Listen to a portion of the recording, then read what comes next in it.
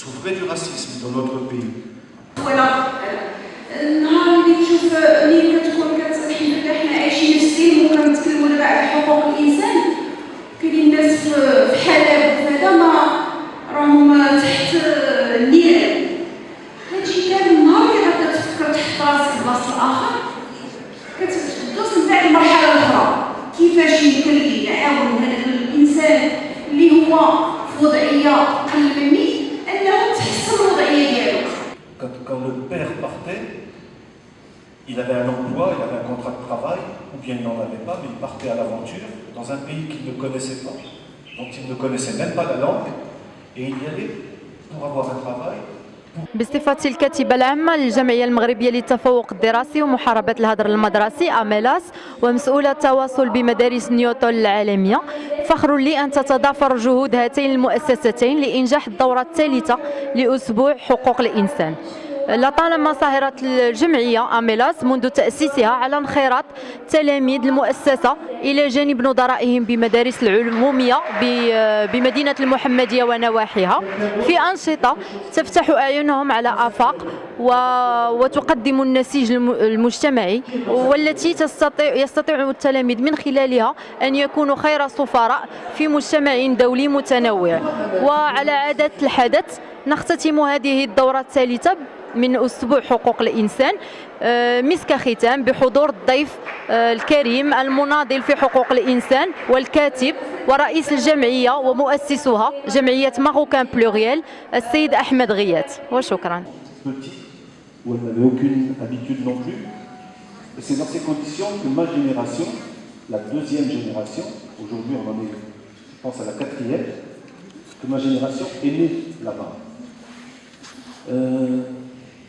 La majorité des jeunes de ma génération s'est accrochée à l'école.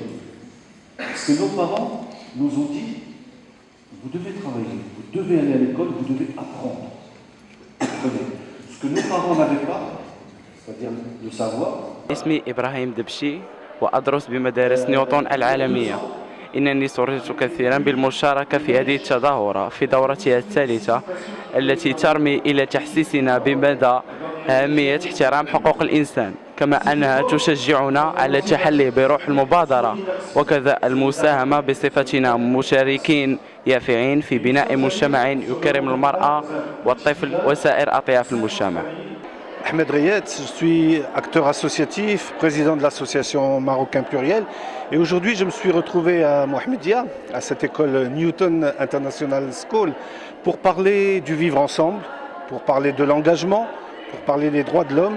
J'ai été vraiment heureux de partager ces 2 heures avec ces 150 jeunes, des adolescents de 15-16 ans et j'ai essayé de leur transmettre l'envie de s'engager, l'envie de participer, j'ai essayé de les motiver. Et la question qu'ils m'ont posée était comment s'engager, comment créer une association.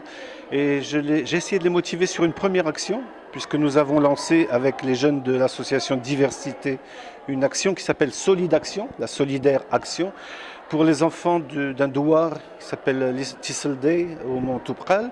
Nous avons besoin de vêtements chauds, de chaussures, de couvertures, de denrées alimentaires.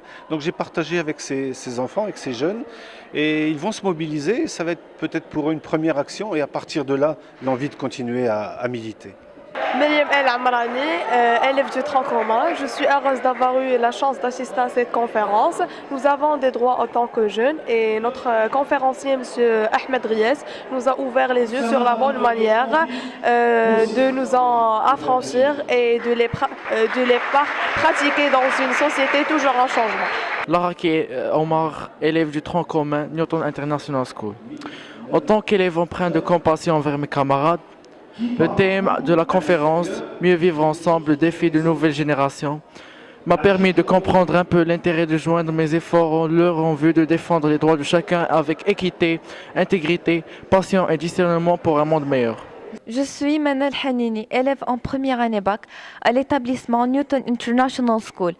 Je voudrais remercier chaleureusement M. Ahmed Riyad pour cette conférence enrichissante. C'était vraiment un grand honneur qu'il soit parmi nous.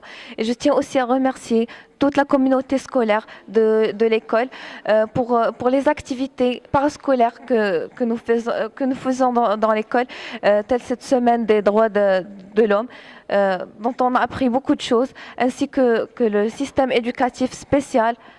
Je tiens à remercier les directrices, les professeurs et tout le cadre pédagogique.